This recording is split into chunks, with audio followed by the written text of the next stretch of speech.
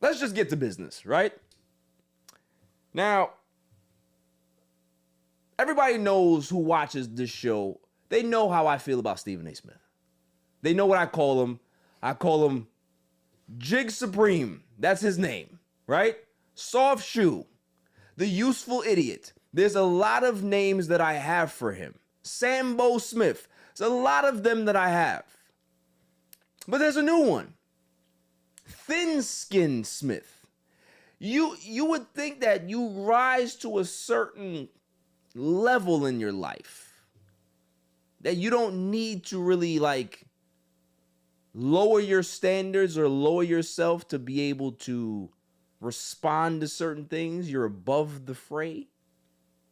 But what I've noticed about Stephen A. Smith over the last, I'd say 12 years or so, probably 15, is that it's not even the fact that he understands. He knows what his job is. His job is to try to boost as much attention on himself that spills over to ESPN. And press is good press, no matter if it's negative press or positive press, it's all press. He's an attention whore. He always has been. This is why he continues to bash LeBron James. This is why he continues to talk about it. This is why he continues to go on his stupid ass show and talk about politics that he knows nothing about, and people continue to insult him because bad press is good press.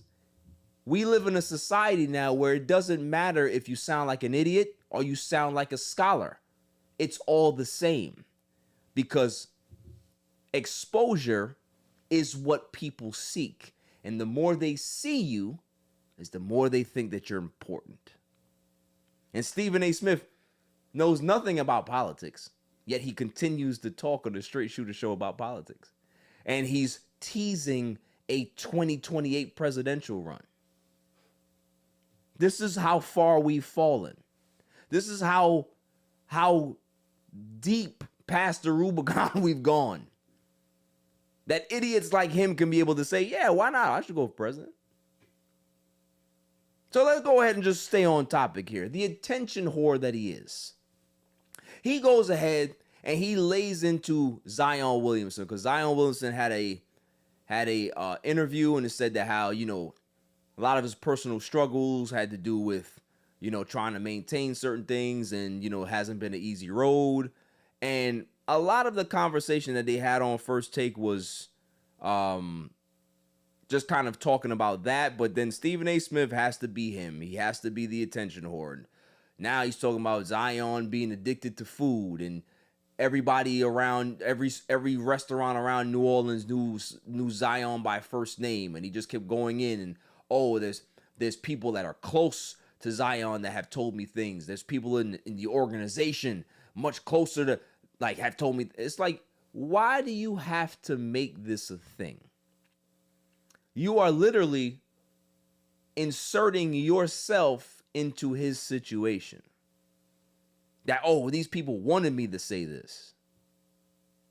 But at the end of the day, you need to find a way to be able to tell the story, share your opinion, and don't reveal everything, because it just makes you look foolish. And boy, were the New Orleans Pelicans fans upset. So the social media team went ahead and clapped back at Stephen A. Smith. They went ahead and put together a lowlights video of all of his times where he's done some sporting activities and looked very, very silly doing it. Right? Shooting air balls, slipping on the court, trying to run for a basketball that got loose.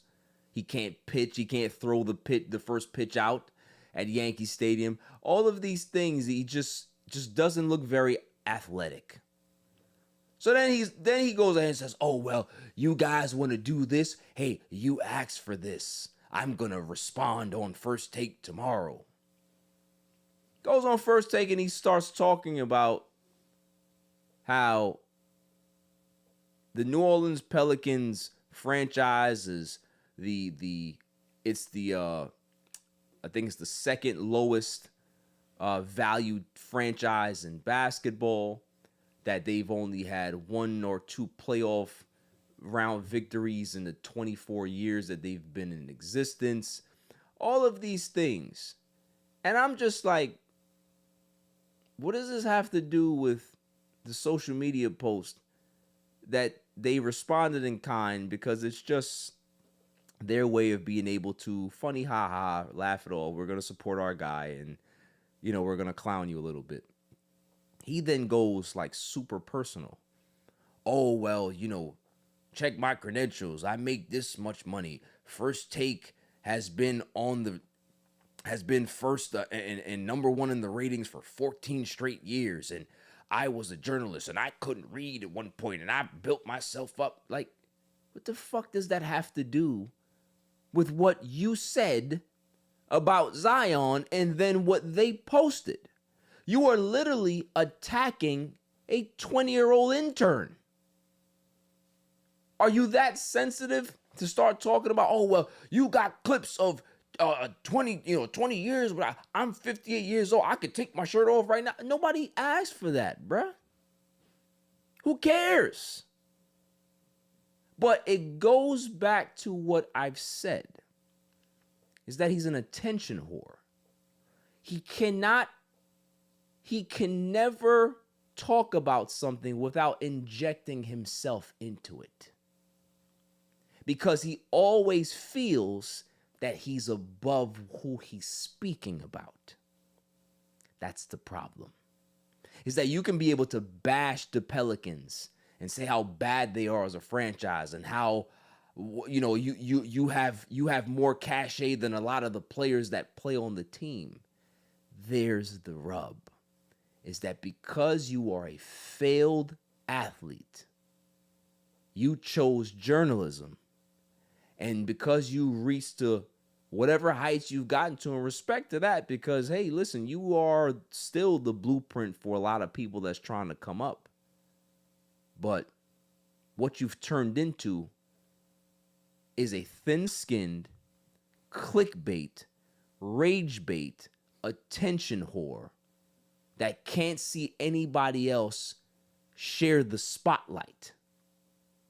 You go into arenas, the camera's on you like you play for a team. This is 2026. I can tell you for a fact, no one's looking for Stephen A. Smith. 12 years ago, 15 years ago, yeah, Stephen A. Smith was a big name.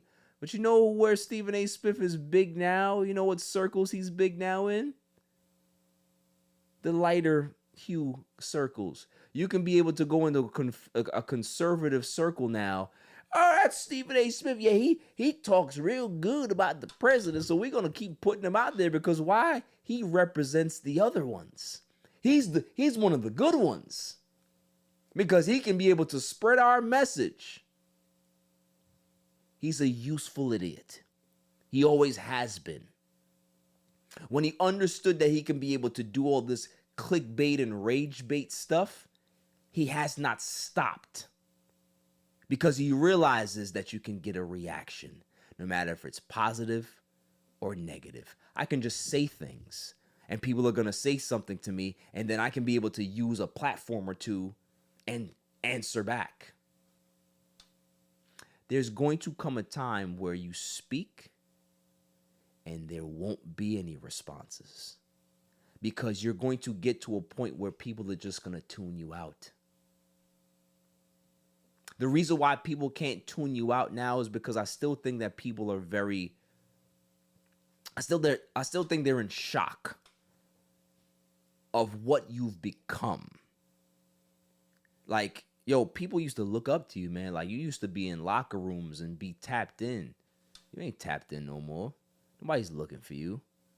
When you have certain athletes that you don't have their ear or they don't respect you, you have to go ahead and now you have to find other sources to get information. Stephen A. Smith is a sad example of somebody who was here and had the respect of a lot of his peers and then something happened where he felt like he was above the fray. Once you feel like you're above the fray and you're above reproach, is when you start making a lot of mistakes.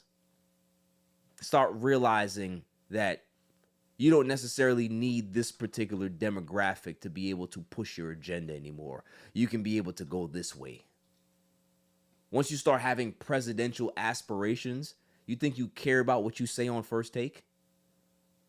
You go ahead and brag about First Take is like bragging about being the only ship in the water that's still afloat after these ships have gotten some type of hole in the vessel and they're all sinking.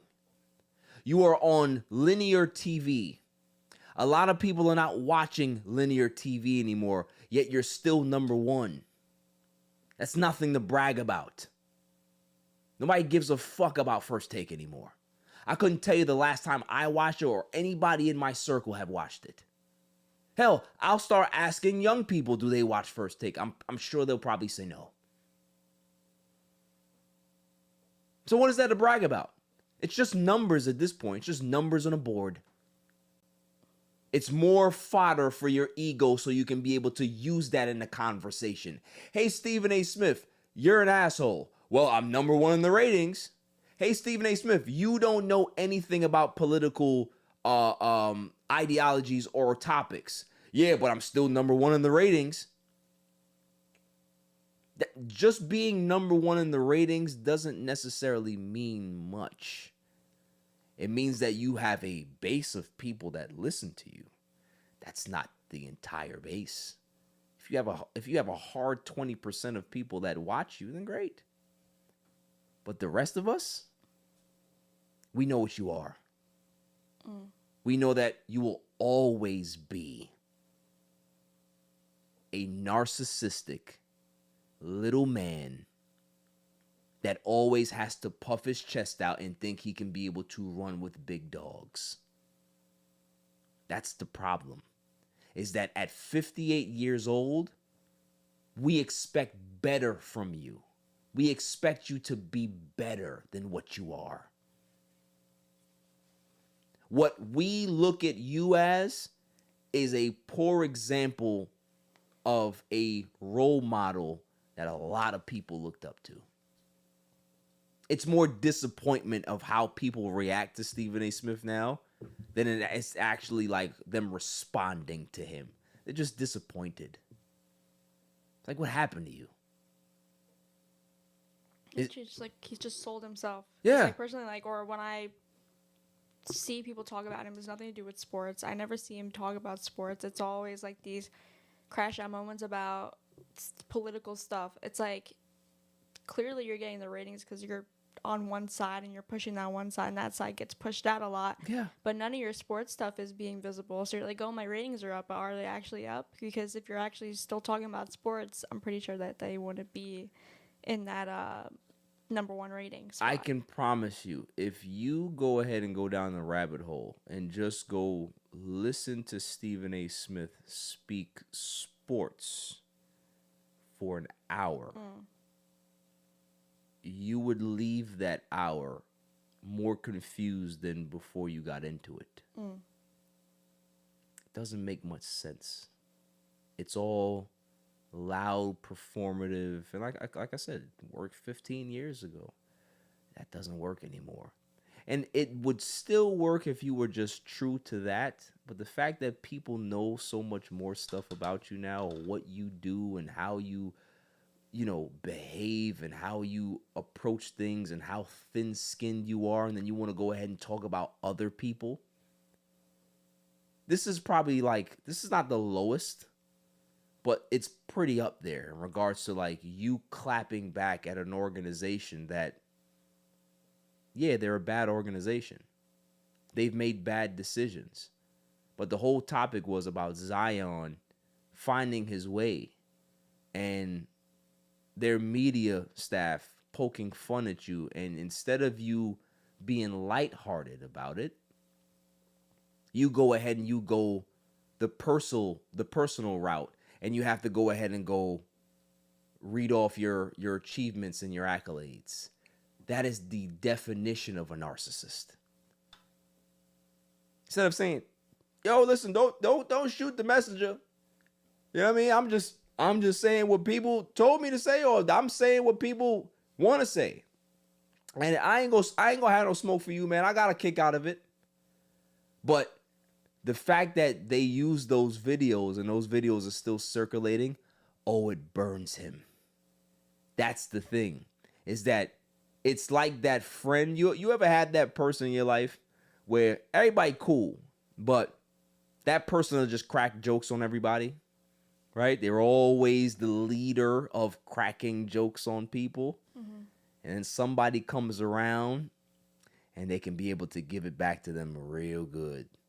And then everybody starts to laugh, and everybody starts to they're now looking at this person to be the leader of the jokes. And old dog can't handle it anymore. They start to get a lot more personal with their attacks because they can't handle it. They can't have a nice, friendly back and forth because it's all ego. Mm-hmm. Once your ego is crushed, you will go ahead and do really, really desperate things. And Stephen A. Smith has constantly done this. LeBron James checked his ego in public. That's why he still can't get over it. Mm. You understand what I'm saying? Mm-hmm. He will always talk about that situation because in his head, he saw it going a different way. You ever see those movies where it's just like, yeah, if this would have happened, I would have did this. And then you snap out of it and you're getting your ass beat. That's who Stephen A. Smith is that he sees himself in a different light, and we see him as this big clown. Mm. That's the funny part. Yeah. It's like, I get it, cool, you want to be confident in yourself, but you got to take that, like, machismo back. Yeah. It's like, you're not going to win. There's some fights that you just like, yo, you know what? It's not worth fighting. Salute, I'm going to keep it pushing. But no, you have to answer everything back because, again, you understand it's just all about ratings. Mm. It's all about how people are going to react to you negatively or positively because it's all clicks. It's all clicks. What does it matter? I'm getting ESPN all of this traffic, whether it's good or bad. Mm. And when you start doing that, then your actual worth or your quality just doesn't mean anything anymore. If you're just doing things just for any type of reaction, sad. And he's been sad for a long time. I'm not going to waste any more time on him. Not today, anyway. But it's just funny how you take a social media post that was pretty funny because they put they had his voice narrating the back of it while all of these funny bloopers are happening. And instead of you just taking it again, tongue in cheek, you want to get personal and puff out your chest and all of these accolades that you have. Nobody gives a flying fuck about your accolades, respectfully. If I was in a room with all of my friends or my peers and every time something happens, I go ahead and I go spit off all my accolades to you. After the second time, you're going to roll your eyes and you're going to say under your breath, shut the fuck up. No one cares. No one cares. That's where we're at. So you can continue to go ahead and go speak on your political platform and talk about things that you don't know because it doesn't matter anymore. We live in a society where it doesn't matter what you say. You don't have to have any knowledge on anything. Anybody can say anything now. And if somebody likes you and you can be able to start gathering a following, then you can be wrong as you want to be. You don't even have to fact check shit. So we live in an age where mediocrity is just the thing. That's what makes America great. Being mediocre. Not being good, not being smart, not having critical thinking skills, just being mediocre. And Stephen A. Smith is the definition of mediocre. Vanilla ice cream. There's nothing special about you. You're just loud. So, That's it. Moving on.